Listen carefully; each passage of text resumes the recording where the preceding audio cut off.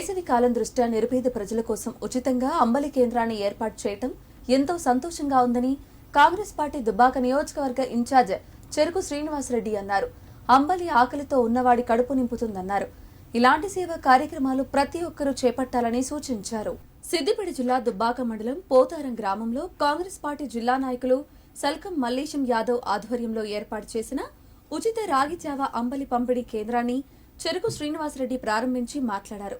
సల్కం మల్లేశం ప్రతి ఏటా వేసవికాలంలో అంబలి కేంద్రాన్ని ఏర్పాటు చేసి గ్రామ ప్రజలకు దాహార్తిని తీరుస్తున్నాడని, సంగారెడ్డిలో ఉన్న సొంత గ్రామానికి సేవ చేయాలనే ఉద్దేశంతో ఇలాంటి సేవా కార్యక్రమాలు చేపట్టడం అభినందనీయమన్నారు. నిత్యం అంబలి తాగితే మన శరీరానికి ఎంతో మేలు జరుగుతుందన్నారు. భవిష్యత్తులో ఇలాంటి సేవా కార్యక్రమాలు ఆయన మరెన్నో చేపట్టాలని ఆకాంక్షించారు. ఈ కార్యక్రమంలో గ్రామ మాజీ సర్పంచ్ గడిల జనార్దన్ రెడ్డి, కాంగ్రెస్ పార్టీ మండల అధ్యక్షులు కొంగరి రవి, జిల్లా ఉపాధ్యక్షులు అనంతుల శ్రీనివాస్, మండల ఉపాధ్యక్షుడు నరేందర్ రెడ్డి పాల్గొన్నారు. ఉచిత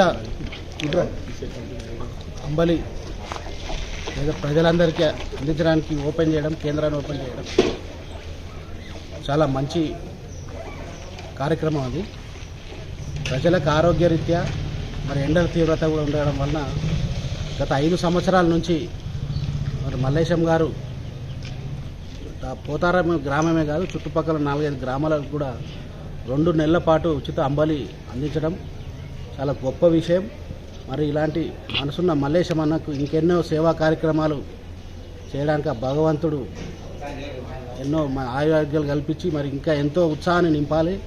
మరి అదేవిధంగా మరి మల్లేశం లాగా అందరూ కూడా ఇలాంటి సేవా కార్యక్రమాలు చేసి పేద ప్రజల్ని అండగా ఉండాల్సిన అవసరం ఎంతైనా ఉంది.